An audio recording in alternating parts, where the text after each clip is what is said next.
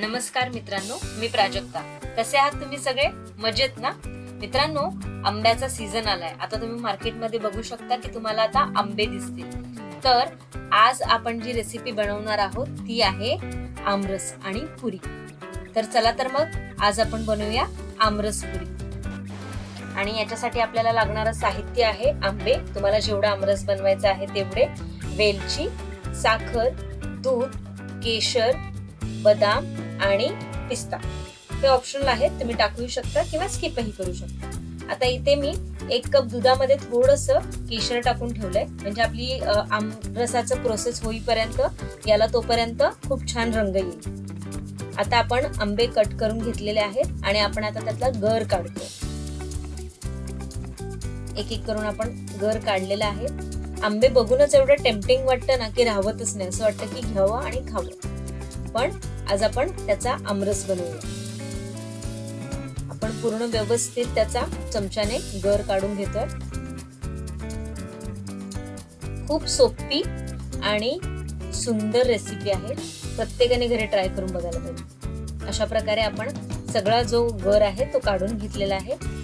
आता आपण मिक्सरचा बोल घेऊया. मिक्सरच्या भांड्यामध्ये आपल्याला आता सगळं जो आपण गर काढलेला आहे तो त्याच्यामध्ये मिक्सरच्या भांड्यामध्ये घ्यायचा आहे आणि त्याच्यामध्ये साखर. आता हे जे सुरुवातीचे जे आंबे असतात ना ते कधी कधी थोडेसे आंबट असू शकतात, म्हणून त्याच्यामध्ये मी थोडीशी 1 चमचा साखर घेतली आहे. ते तुम्ही स्किपही करू शकता. 1 चमचा वेलची पावडर,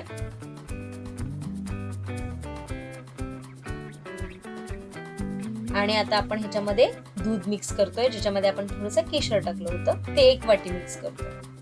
हेही ऑप्शनल आहे, पण ह्याने खूप छान टेक्स्चर आणि खूप चांगली चव येते, म्हणून आपण ह्याच्यामध्ये हे ऍड करतोय. आता आपण ह्याला ग्राइंड करून घेऊया.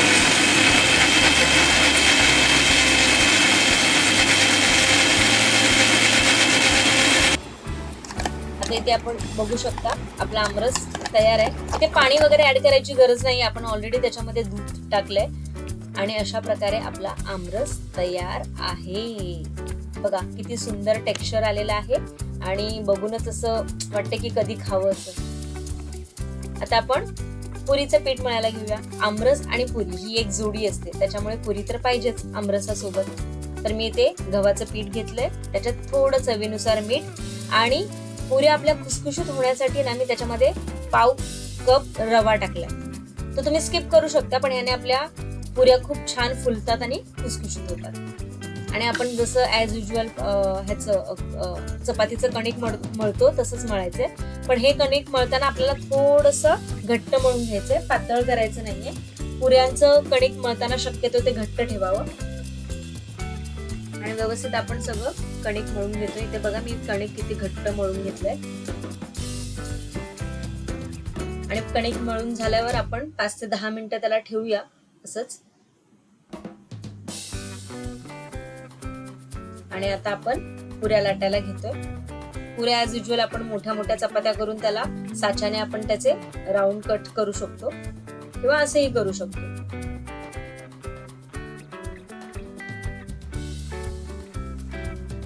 तर साच्याने मी आता राऊंड कट करून घेतलेले आहे.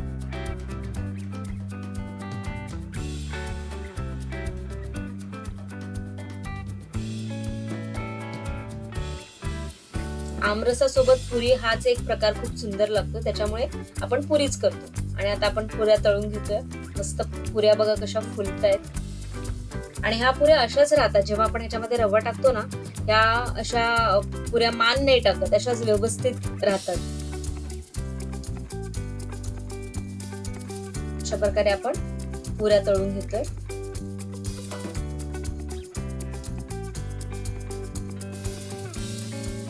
आपली पुरी तळून झालेली आहे आणि आपला आमरस पुरी तयार आहे. आता इथे तुम्ही बघू शकता की मस्त आमरस तयार झालेला आहे आणि पुरी, वाव, तोंडाला पाणी सुटलंय. तर तुम्हाला ही आमरस पुरीची रेसिपी आवडली असेल तर मला कमेंट करून नक्की सांगा, आणि माझ्या चॅनलला लाईक, शेअर आणि सबस्क्राईब नक्की करा. थँक्यू.